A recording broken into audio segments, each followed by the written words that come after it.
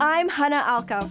You may know me as a content creator, or you may recognize my rather prominent family name.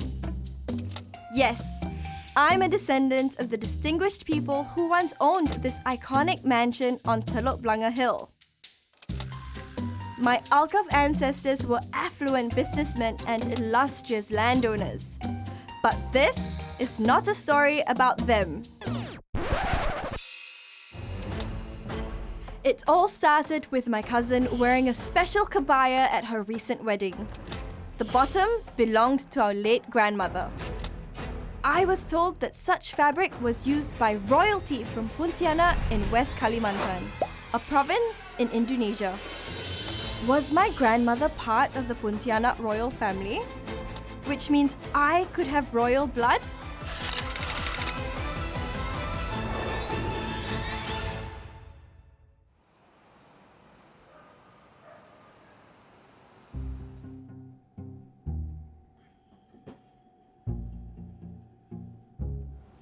Growing up, I didn't get to spend a lot of time with my grandmother, who I call Jida. She lived in Johor and she passed away when I was only 9 years old in 2007 from a pretty tragic accident.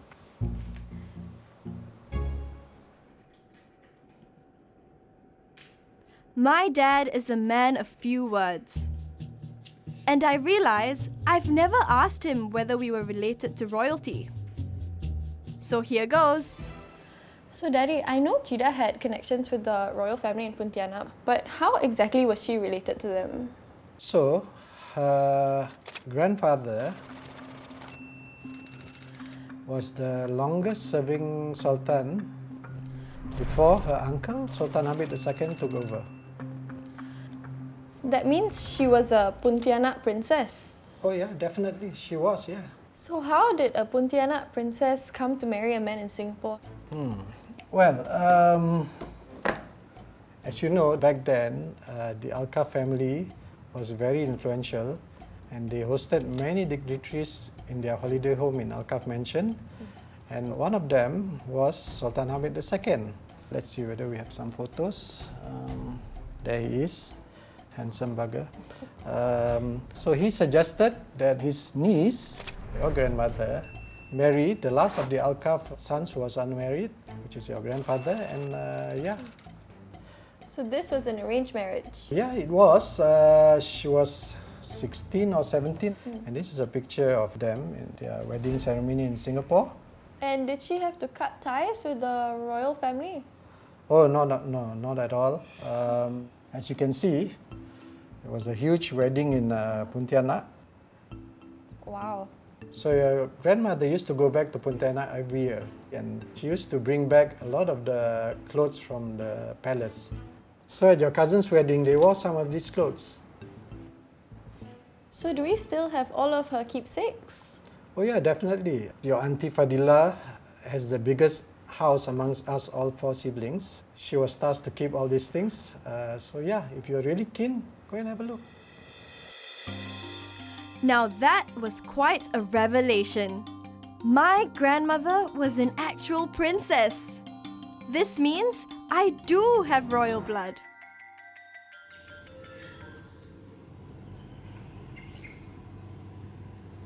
I'm very eager to see what treasures my Pontianak princess grandmother had left behind at Auntie Dila's. Hi, Auntie Dila. Hi, Hannah. Auntie Dila is my dad's little sister and the youngest of my grandmother's 4 children. Hannah, these are the things that Jida kept that were used in the royal ceremonies. So these are the headwear that was worn at that time, which go as part of the royal outfit. Wow. So the sultans wore these ones, these actual ones? Yeah. So these are the elements that made up a jacket. They went on the cuff, the collar, and the pockets. Ah, so this is what Bashir had sewn onto his top at his wedding? Yeah. And then these ones are the headwear for the women. And this one is very interesting because it was given to Jida by her grandmother. Wow, that's special. And then these ones are the sarong. You'll notice that there's a lot of yellow in a lot of the stuff that we have here, right? Because yellow is the symbolic color of the royal family of Pontianak. But this all doesn't seem very grand and glam like what I thought royalty would be. Well, that depends on how you perceive royalty. So in the Pontianak context, royalty served a ceremonial purpose. It had nothing to do with wealth. It was more symbolic. So Jida kept all these things because it was important to her. It was part of her identity. Jida brought all of her keepsakes with her, but did she bring any of her royal culture along as well? No. So Jida came as a 16-year-old. She joined the Alkaff family, and unfortunately, she came at a time when the family wealth was just starting to deplete. Oh, how did that happen? Two things, I reckon. The family led very extravagant lifestyles, nice cars, parties. And the second thing, a lot of the property and land that the family owned had to be let go at very low prices. So the wealth naturally depleted. And that's why we don't own the Alkaff mansion anymore. That's why. So that's why Habib, your grandfather, had to work very hard because the wealth that his family had was not passed on to him. And Jida had to do everything that any housewife would do. The cleaning, the cooking, the taking care of the kids herself. The royal lifestyle that she had in Pontianak did not exist here, apart from the fact that she had that regality about her. You know, Hannah, what's interesting is that the Pontianak Sultanate is actually not made up of indigenous Malays. They are made up of Arabs with the very prominent name of Al-Qadri. So how did the Arabs become royalty in Pontianak? That's a good question. I would suggest that you ask Auntie Liza. In fact, Auntie Liza is in Pontianak right now, visiting some relatives. You should go and join her. Did my Arab ancestors from the Middle East wrestle land off the hands of indigenous Indonesians to become royalty? The best place to dig up information about my royal roots would be at the source, right? I am here at Pontianak Airport, and first impressions.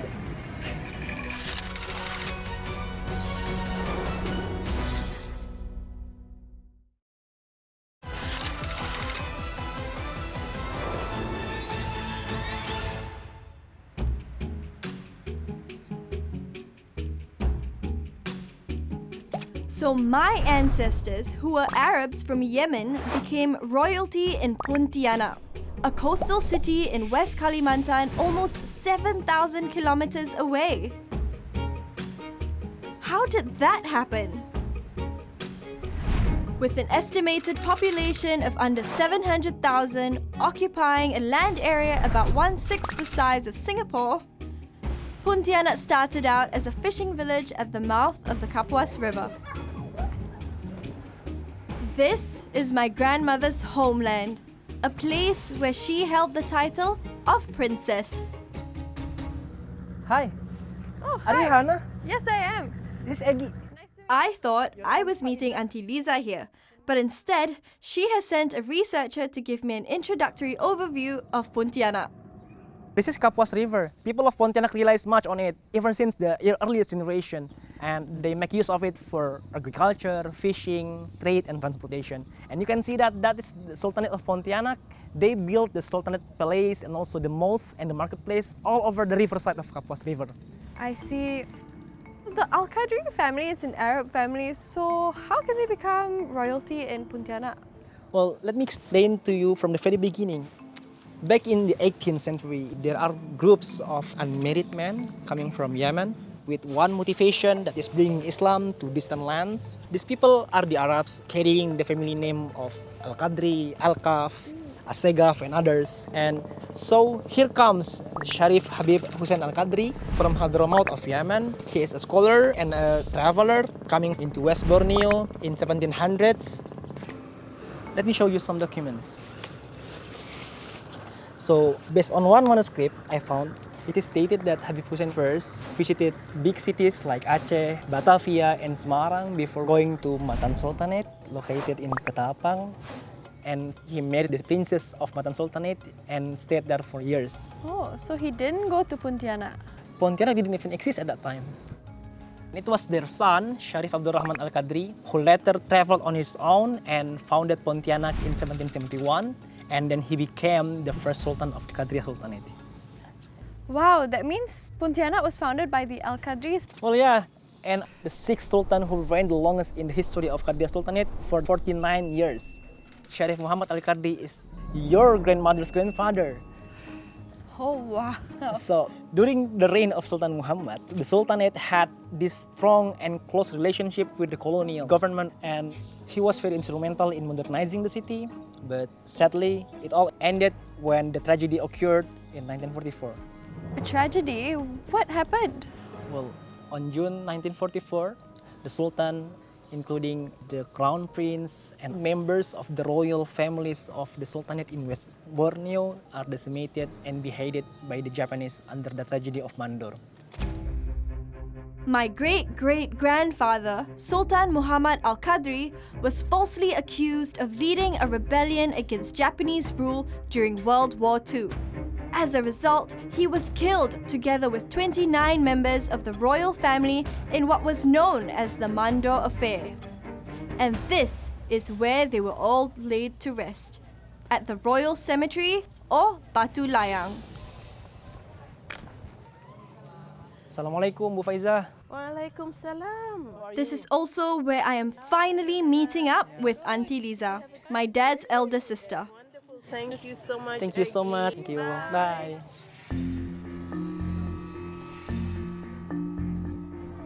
Hannah, this is our family cemetery complex.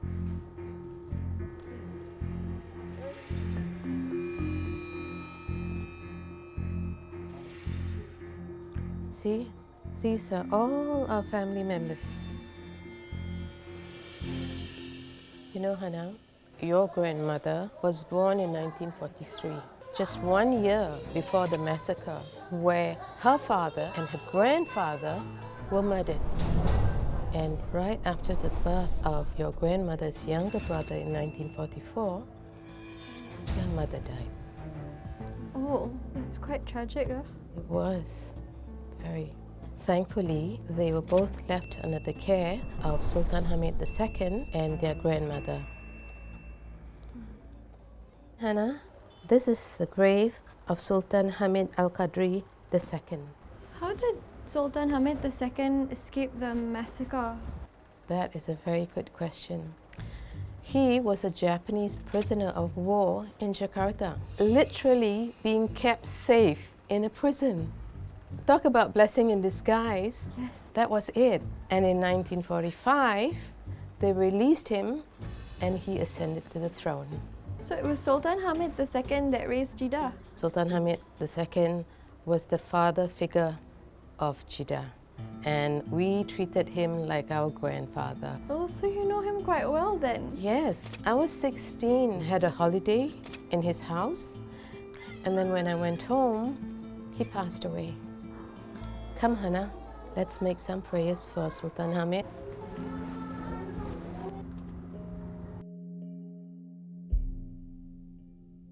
So, Sultan Hamid was one of the co-creators of the Indonesia emblem, the Garuda Pancasila. This emblem is usually put on the walls of just about every government office. Bhinneka Tunggal Ika means unity in difference. Indonesia has got so many ethnic groups, but they're all united. This is a very important emblem. In the year 2000, a group of people decided to form the Sultan Hamid II Foundation. I'll arrange for you to meet one of them. You may be able to see his early sketches, the ones that Sultan Hamid drew. There is so much to unpack. My Al-Qadri forefather actually founded Pontianak and made himself the first sultan of the Qadriyah Sultanate. Qadriya comes from the family name Al-Qadri. My great-great-grandfather and my grandmother's father were killed during the Japanese occupation in a horrific massacre. And my great-granduncle was the legend who created the national emblem of Indonesia. I'm meeting Turiman Tengku, a board member of the Sultan Hamid II Foundation. His research on the legal history of the Garuda Pancasila culminated in a book. Hi. Hai. But I'm really here for the sketches. Pak Tengku, is this all the original sketches of Sultan Hamid II? Ya, ini semua yang di hadapan Hannah ini adalah semua sketsa rancangan Sultan Hamid II. How was Sultan Hamid II able to design the national emblem? Sultan Hamid II diperintahkan oleh Presiden Soekarno untuk merancang lambang negara berdasarkan hasil beberapa riset lambang-lambang yang ada di Nusantara. Dari lambang-lambang itu maka dibuat sketsa. Sketsa akhir dari sketsa seperti ini, Hannah. Sudah ada pita di bawah, tapi masih kosong, belum ada semboyan Bhinneka Tunggal Ika. Saya akan tunjukkan proses rancangan Sultan Hamid II. Ini adalah tahapan-tahapan perubahan rancangan lambang negara yang dibuat Sultan Hamid. Nah, di sini ada perintah Presiden Soekarno kepada Sultan Hamid II untuk merubah cengkeraman kaki dari ke belakang menjadi ke depan. Nah, ini adalah hasil akhir dari lambang negara yang dibuat oleh Sultan Hamid II seperti sekarang ini.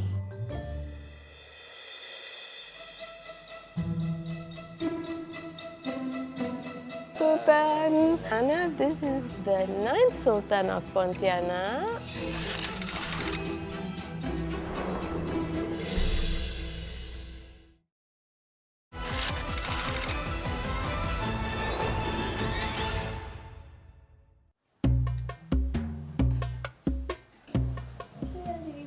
You look very nice.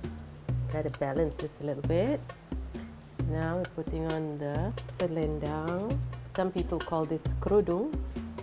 Auntie Liza is getting me all dressed up because I'm finally making a trip to the royal palace. So who is the current Sultan? When Sultan Hamid died in 1978, there was no heir from him because they all lived in the Netherlands. The Sultan must be from here. And so in 2004, your grandmother's younger brother was made the Sultan. Oh, so the current Sultan is my grand-uncle? Oh no, your granduncle passed away in 2017.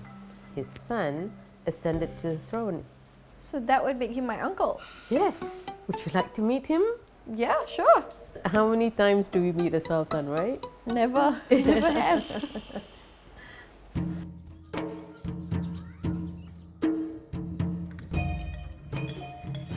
This modest wooden structure, painted in yellow, is not what many would expect of a royal palace.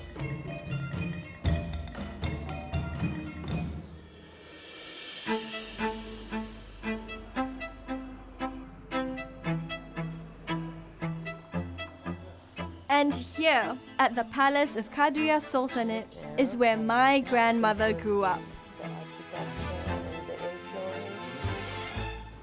Assalamualaikum. Waalaikumsalam warahmatullahi wabarakatuh. Hannah, this is the Sultan Melvin Mahmud Al-Qadri, the 9th Sultan of Pontianak. Melvin, ini Hannah, anaknya Farouk. Oh, mana? Dan ini pertama kali dia masuk ke Pontianak. Hannah, selamat datang di Istana Qadriya Kota Pontianak. Hannah, you can call him Melvin. That's your privilege, even though he's a sultan. Oh, Melvin, thank you for having me. Oke, yuk.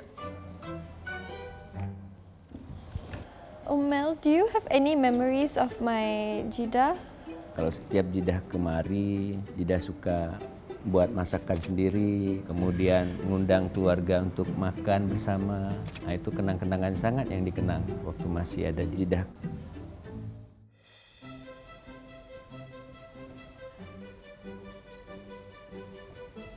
Wow, this is a lot of yellow. It's a lot to take.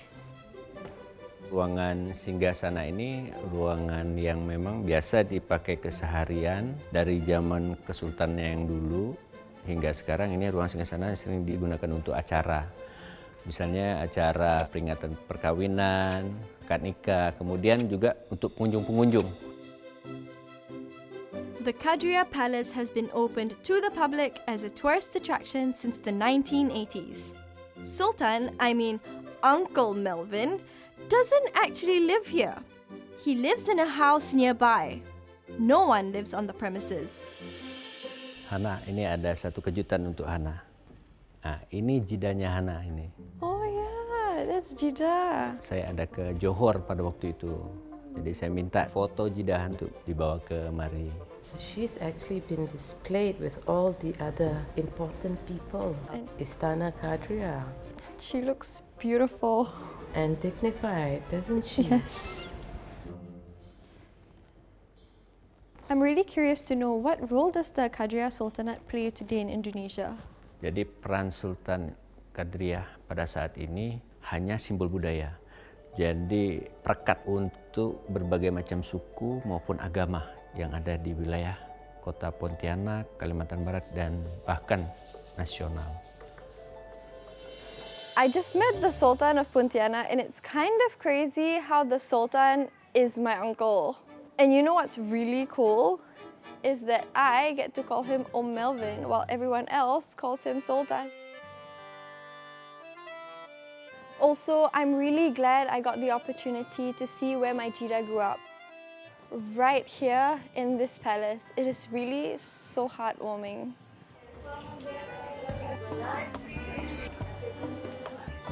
The highlight of my trip to Pontianak has got to be this special prayer event. A memorial tribute to my late grandmother, who was a royal descendant of the Kadria Sultanate. Being in the presence of people who knew my grandmother, I cannot help but feel like I now know her a little better than I did before.